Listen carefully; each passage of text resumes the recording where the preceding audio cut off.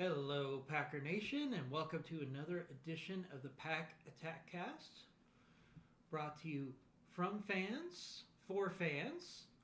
And our objective here is always to give you the inside scoop on what's going on with your Green Bay Packers, as well as some thoughts and insights on how the coming season is going to lead. So, we are going to take a look at some mock drafts here. We are recording this 8 days ahead of the NFL draft. So we're going to look at the Packers draft in a couple different ways here. First of all, we're going to do a non-trade draft. Then we're going to do a somewhat draft intensive version. And then we're going to do a crazy milk the draft board draft, and it's kind of interesting to look at the draft in these three different ways and to see how the Packers can maximize value for the upcoming draft. So we're going to use the PFF mock draft simulator here. We're going to do all 7 rounds. I've set it to be closer. I'm setting it to be a mix between public and the PFF board, which is probably pretty accurate here traditionally. Care for positional value is going to be close to the medium. Teams are going to be encouraged to draft for needs, and I've really reduced the randomness to 0 because I've found in doing these mock drafts, it could be a little problematic when you have really random things like Shedeur Sanders getting all the way down to the end of the first round, which I think is virtually impossible.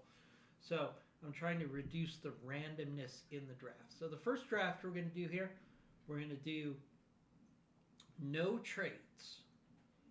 So we're going to start the draft here. Okay. All right, so we're on the clock here. We've got Walter Nolen, James Pierce, Omarion Hampton, Colston Loveman, Chevelle Revell. This is really... Siobhan Revell has really been moving up draft boards, which is kind of an interesting thing to see here. So we've got a tough spot here since we're not having any trades. We don't see any wide receivers that are worth taking at this point. And again, we're not doing any trades here. So we've got Walter Nolen, James Pierce, Marion Hampton.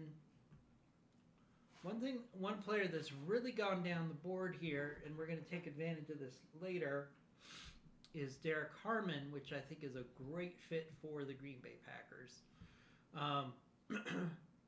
So this is going to be a situation where I'm going to pick the best player, I think, for what the Packers need versus the best player available here. So we're actually going to take advantage of this later on, but right now we're going to take Derek Harmon with our first pick since we're not allowed to do any trade downs. So we picked Derek Harmon there. Coming up at 54, we've got Benjamin Morrison, Demetrius Knight. We've got Jalen Royals, which has been a popular pick for the Packers. Shamar Turner. Jared Ivey is an interesting pick here. We've got Darian Porter here. I think it's really interesting that Benjamin Morrison is really taking a significant move up the PFF board here. He's currently ranked number 48. Let's take a quick look at him in detail, see if he's really a Packer pick. Packers have certain metrics that they go through to make sure that they're getting the right player for them. So Benjamin Morrison, 6 feet, 190, and he's younger. The Packers love to take their younger players in the draft. So 6 feet, 190, and he's a smooth moving coverage cornerback. Now he is coming off of a significant injury in 2024 in his hip, so that's definitely a factor here. So let's look at someone that could be comparable for the Packers. That would be Darian Porter. 6'4", 200, but he is 24 years old, which I think is a significant factor for the Green Bay Packers. They really like to get players that are younger and in their prime. So given that, I'm going to go with Benjamin Morrison here with our second round pick.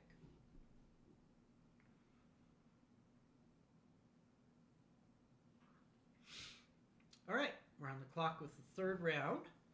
Another player that's really been going up the PFF board is Kyle Williams here. We do have a significant need at wide receiver. But I think what we're going to try to do is we're going to take a tackle here. The reason I'm taking the tackle in the third round, and historically, or not historically, but over the mock drafts I've done so far this year, I've really tried to get a tackle in the third round. It's very important. If you look at what we have going on with our offensive line with regard to contracts, getting an extra tackle that could be starting caliber for us in this draft is really going to be critical. So let's go with a tackle here.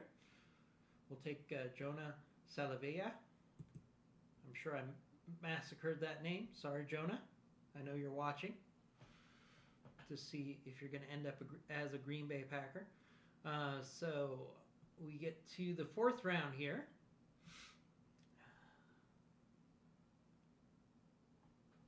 Pick 124. We've got a receiver here.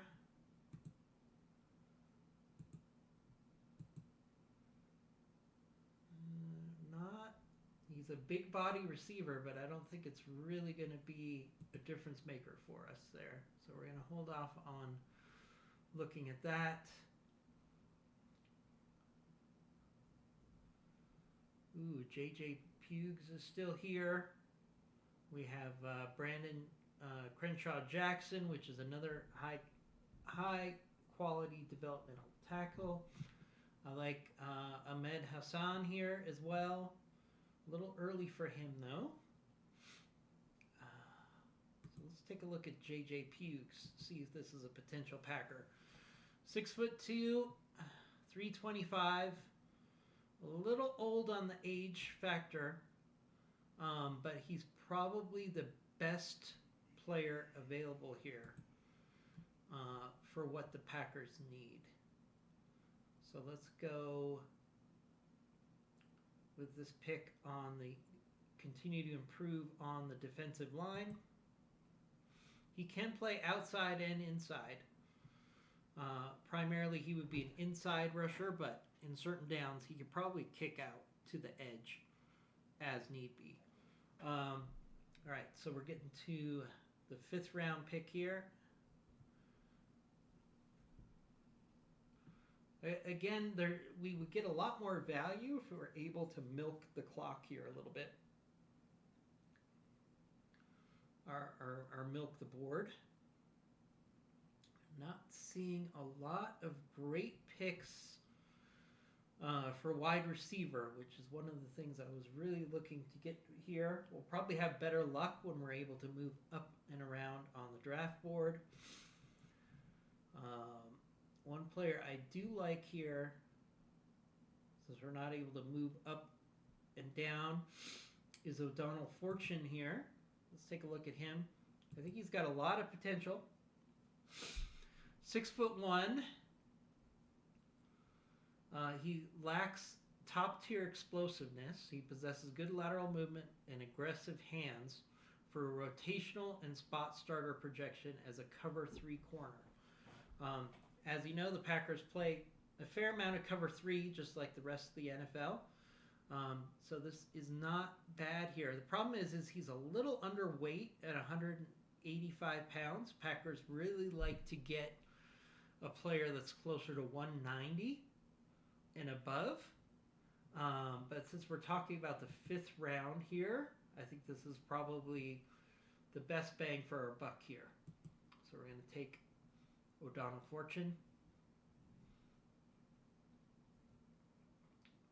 Now, as you can see, as you'll see, once we're able to make some trades, we're going to get a lot more value, and we're going to be a lot more creative about what we're doing with our picks here. As we get to the 6th round, one of the things I would really like to see the Packers do is add a quarterback to the quarterback room right now. I like Curtis Rourke of the Indiana Hoosiers. He's been showing up in a lot of my mock drafts. 6'5", 223. He has 5 years of starting experience, ideal size, but he lacks arm strength to be a true gunslinger. But in this situation, what we're doing is we're looking for a solid potential backup for the future. So I got to take Curtis Rourke here in the 6th round.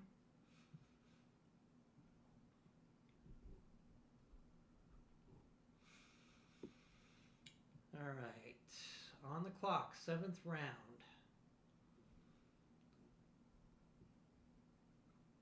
Looking for some players that could give us some value, also some players that could jump in and be a value for us.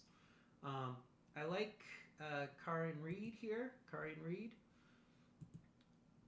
He's 6 foot 226. He's a unique linebacker in the fact that he is more of a speed rusher here, but he's also decent with run defense.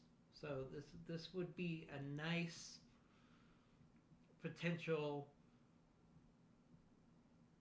special teams player, or he can possibly build up to be maybe a starting linebacker down the road. So we're going to go ahead and draft him. I've been picking him up quite a bit in a lot of my mock drafts. And with our last pick, Bo Collins here, 6'3", 202 pounds. Not a lot of great production, so we're probably going to look for another player's strength. We don't want to reach just because we need a wide receiver here. That situation has already sailed. So let's look at some perhaps some positional depth here. Clay Webb is an interesting guard.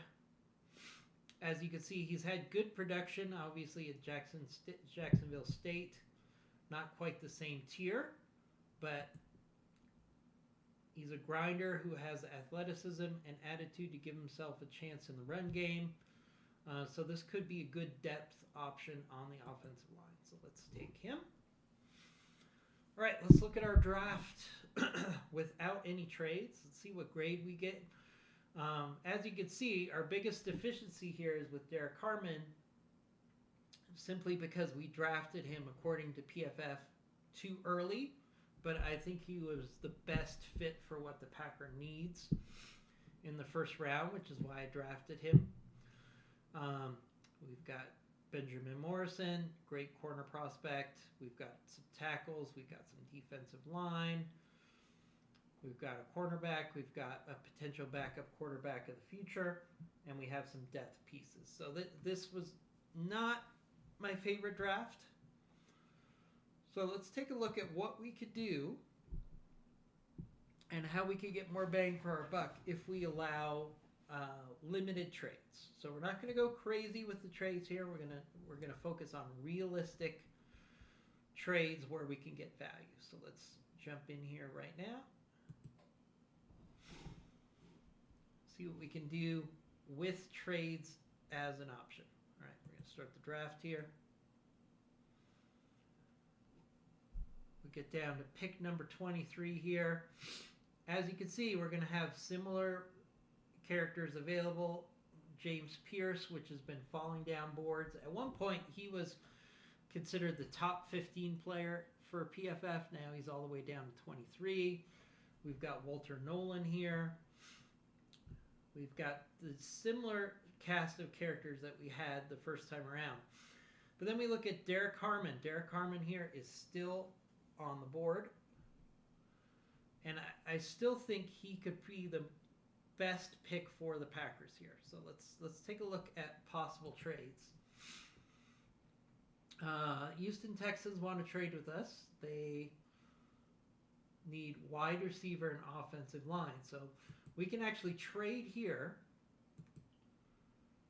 probably get some value,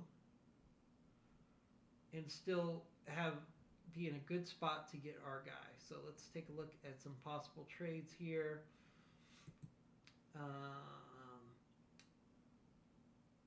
I'm trying to make realistic trades, not necessarily just what PFF will give you, because they tend to be a little more forgiving on trades than what I think actual NFL teams would be. So I think it's more likely we would have to give up something here in return. So let's go with a trade that's going to give us 75% or more acceptance.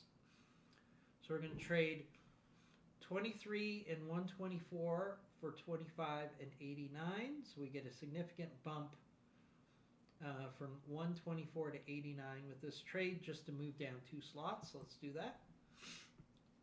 We'll resume the draft.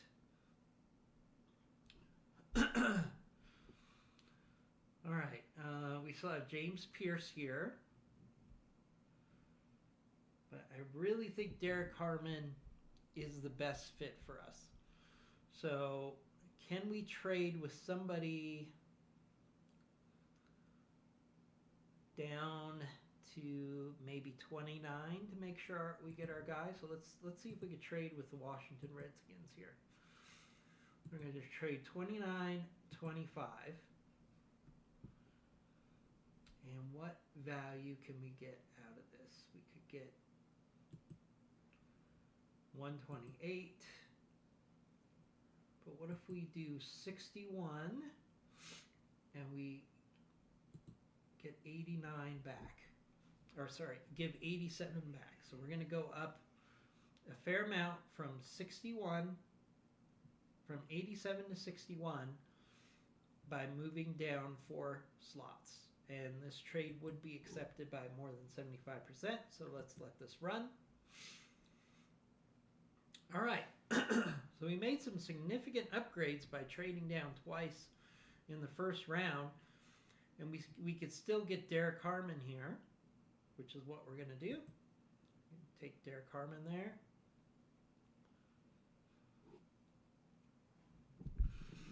All right. So we get down to 54 here. We've got Benjamin Morrison, Demetrius Knight, Dylan Sampson, Jalen Royals, Shamar Turner, Jared Ivey. So what I'd like to do here, we could take Benjamin Morrison, but that's what we did on the last round. So I don't want to just repeat here. So we're going to try to see if we can get some value here. Now, where's the player? Jared Ivey, I would not hate here. Jared Ivey would be a nice consolation prize, so to speak. So he would be available as far down as 61, which is actually our next pick.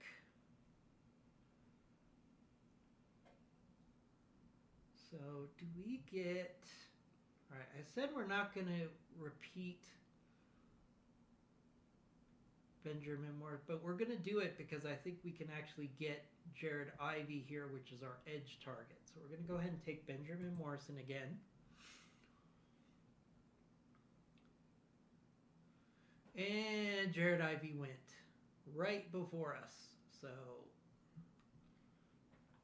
That makes things interesting. All right, so we got Jalen Royals here.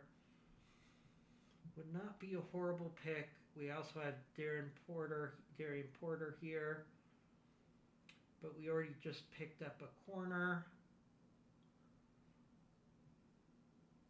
Got Trey Harris here as an interesting option. So let's take a look at Jalen Royals and see if he really should be a Packer. So he's been projected to the Packers a lot. So let's take our first look. 6 feet tall, 205, 22 years of age. He can line up anywhere with plus after the catch ability. I feel like we're not going to get as much value as we should here, especially since Jalen Royals did have a significant injury in 2024. I think we could do better. We're not going to take Darian Porter here. Let's look at Trey Harris. Trey Harris is definitely an intriguing player out of Ole Miss. 6'3", 210, age 23. Harris projects as a wide receiver 3 type of for an offense that likes to push the ball down the field. His route train separation rates leave something to be desired, but he can keep a defense honest. So this is actually something the Packers really need in their wide receiver room right now, both due to injury and the fact that we do have a number of wide receivers that are coming up for contract this year. So what if we... Now Trey Harris gets drafted around 75 with a 68 rank. So what if we trade down to the 3rd round here, just to see if we can get our guy and still get some value. So good option for us would be trading with the Chiefs here. That would be interesting.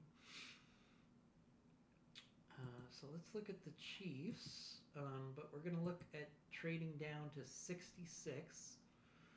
We're going to give up pick 61 and see what value we can get here. So if we go, that won't work, all right.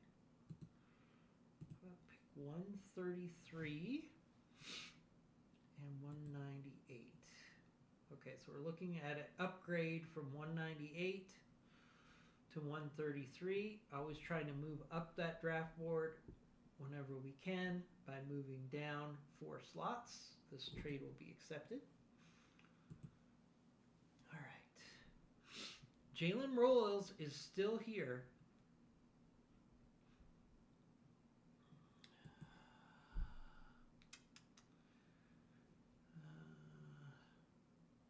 Receiving grade versus man coverage. I mean, I would argue Jalen Royals is still a better player than Trey Harris. So it wasn't my plan. My plan to trade down was to get Trey Harris, but Jalen Royals is just hanging out right there. So I'm going to go ahead and just take Jalen Royals here.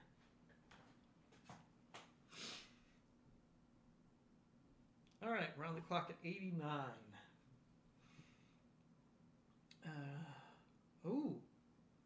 And one of our favorite tackle targets, Jonah Salavea, is still here in the 3rd round. At the end of the 3rd round, we're going to go ahead and make that an easy pick because, again, we need some depth at tackle.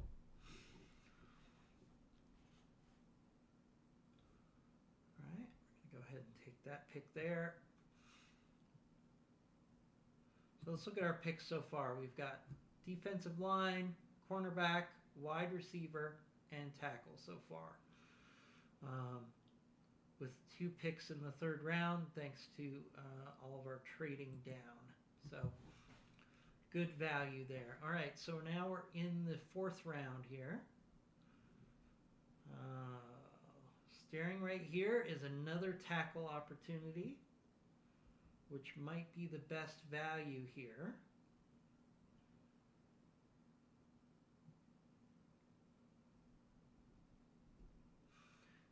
Do we double up on tackle? Now that's something the Packers have done historically. Let's take a look at Brandon Crenshaw Dixon, which I really like in the fourth round as a good depth piece for the Packers potentially here. So he's 6'7", 322. He is a little on the older side. Crenshaw Dixon is a long, experienced, and patient player who played right and left tackle in college. He will struggle against top-tier speed or power, but his calm approach to the game will likely give him a likely shot at a starting before the end of his rookie contract. All right, so do we go tackle here? I do like doubling up on tackle.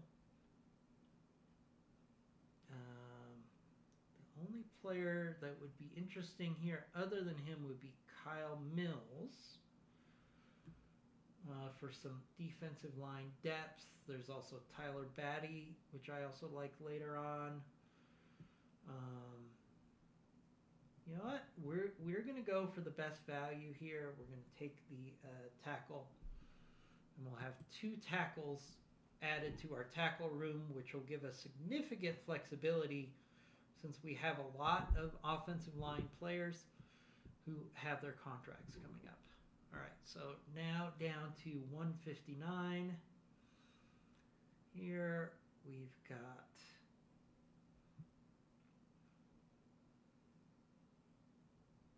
we're looking at the 5th round here.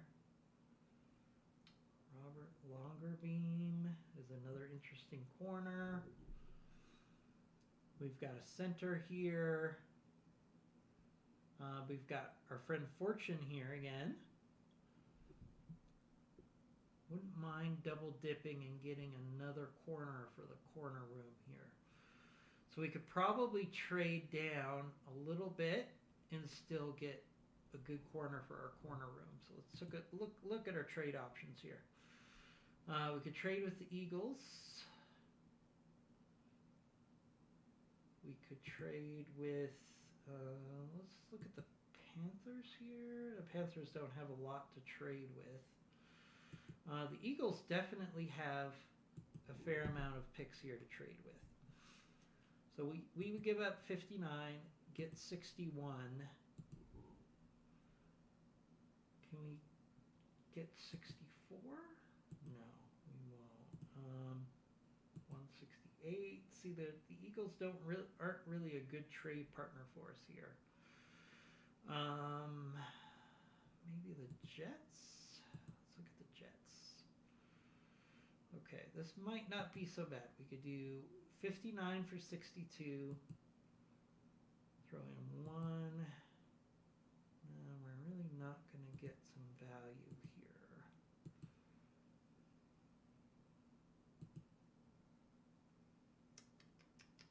No, that's not going to work.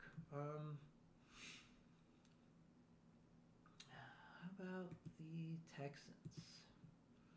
This is a pretty big jump down, but the Texans do have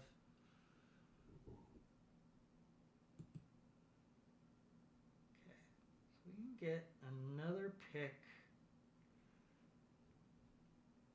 by moving down here. Let's go ahead and do that. We're just mock drafting here. Let's see what happens. And we missed our target, Fortune. He went 163. That's not a horrible situation here because I do like, again, adding a quarterback to our quarterback room here. And Kyle McCord is definitely an interesting gunslinger player as a depth piece. Let's go ahead and take him as depth for our quarterback room.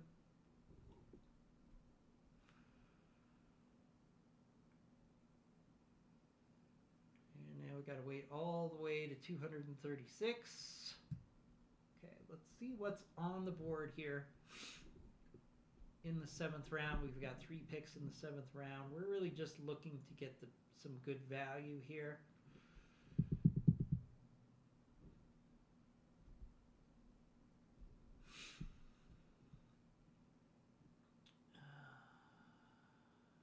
Timothy McKay is an interesting player here.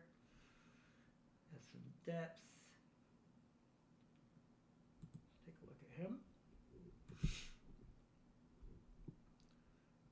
Alright, he would not be a horrible depth play at this point in the 7th round. We'll take a guard.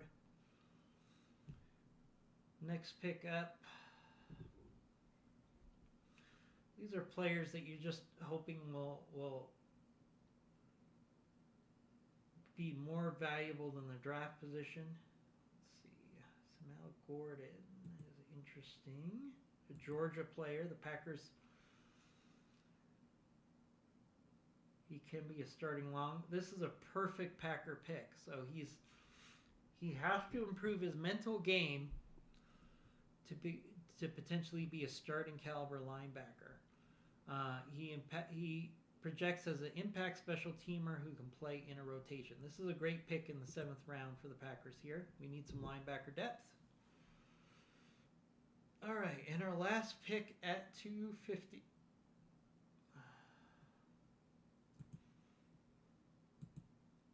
Is there a wide receiver here? Not really seeing wide receiver. That would be a good fit. Craig Woodson. Craig Woodson is actually interesting. In the 7th round, his coverage grade is good. His run defense grade is good. Incompletion rate is really good. Missed tackle rate is not bad. This would not be a bad pick as a depth piece and also as a potential special teamer. I think Craig Woodson is good value here in the 7th round. All right, let's look at how our draft improved by being able to move up and down the draft board here. So, Derek Harmon is now a B- because we were able to draft him a lot lower. Benjamin Morrison is an A-. Jalen Royals, we got a significant value here by trading down and still getting Jalen Royals. So that's an A- there. We got some tackle depth here with the next 2 picks in the 3rd and 4th round. I like adding a quarterback to the quarterback room in the 5th round. It's good value. And the rest of our pieces here are really for depth.